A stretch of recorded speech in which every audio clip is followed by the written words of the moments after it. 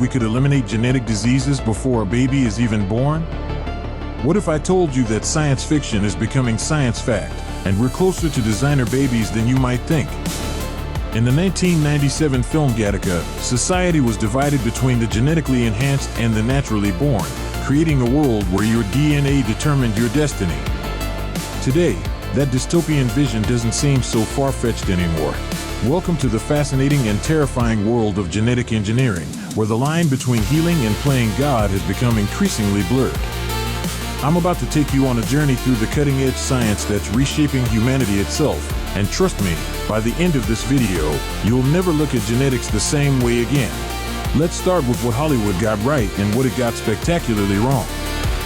Gattaca painted a picture of genetic determinism taken to its extreme, where parents could select their children's traits like items from a catalog. Eye color, intelligence, athletic ability, disease resistance, all predetermined by genetic manipulation. The film's protagonist, Vincent, represented the last generation of naturally conceived humans, struggling against a system that deemed him genetically inferior. While Gattaca's social structure was fictional, the underlying science was remarkably prescient. The movie correctly predicted that genetic screening would become routine, that we'd be able to identify disease predispositions before birth, and that society would grapple with the ethical implications of genetic enhancement. What the film couldn't have anticipated was the revolutionary tool that would make precise genetic editing accessible to researchers worldwide. Enter CRISPR, the game-changing technology that's transforming genetic engineering from science fiction to laboratory reality. Think of CRISPR as molecular scissors combined with a GPS system for DNA. This tool can locate specific genetic sequences with incredible precision and either cut them out, replace them, or modify them entirely. What once required years of painstaking work can now be accomplished in weeks or even days. The science behind CRISPR is elegantly simple yet incredibly powerful. It consists of two main components, a guide RNA that acts like a genetic address label, directing the system to the exact location in the DNA that needs editing, and an enzyme called Cas9 that acts as the molecular scissors, cutting the DNA at precisely the right spot.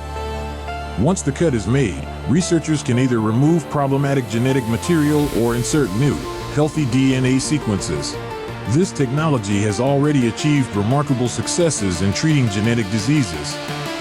Scientists have used CRISPR to cure sickle cell disease in patients by editing their bone marrow cells to produce healthy red blood cells. Researchers are making progress against inherited blindness, muscular dystrophy, and even some forms of cancer.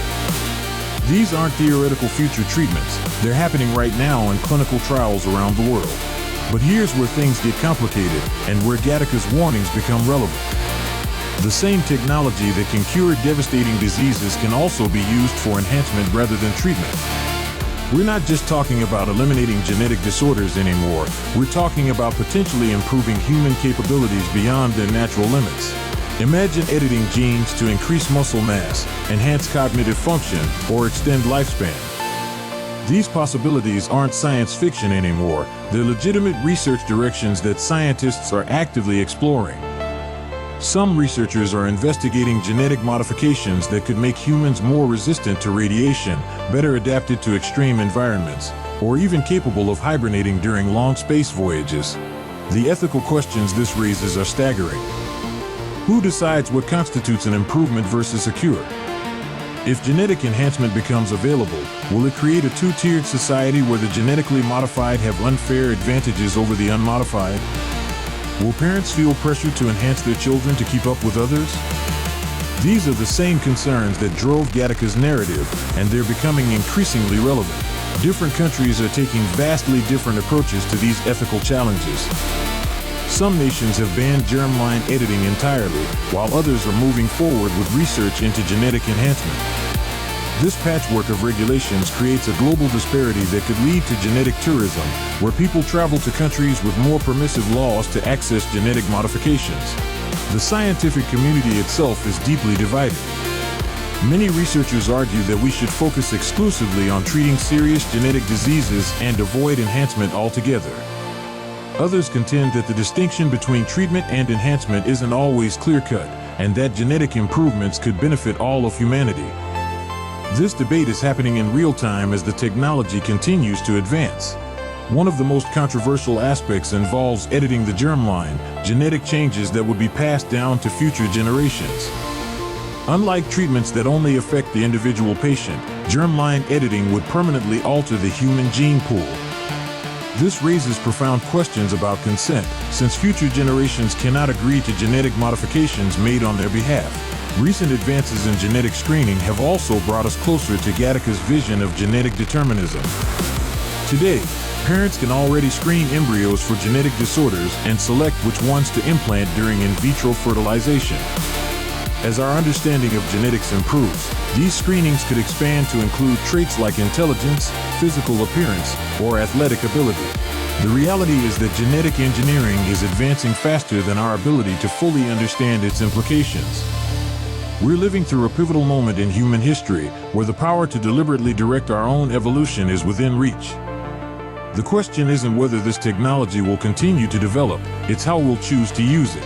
Unlike Gattaca's deterministic future, we still have the opportunity to shape how genetic engineering develops. The choices we make today about regulation, research priorities, and ethical boundaries will determine whether this technology becomes a tool for healing or a source of unprecedented inequality. The future of human genetics isn't predetermined, it's in our hands to create.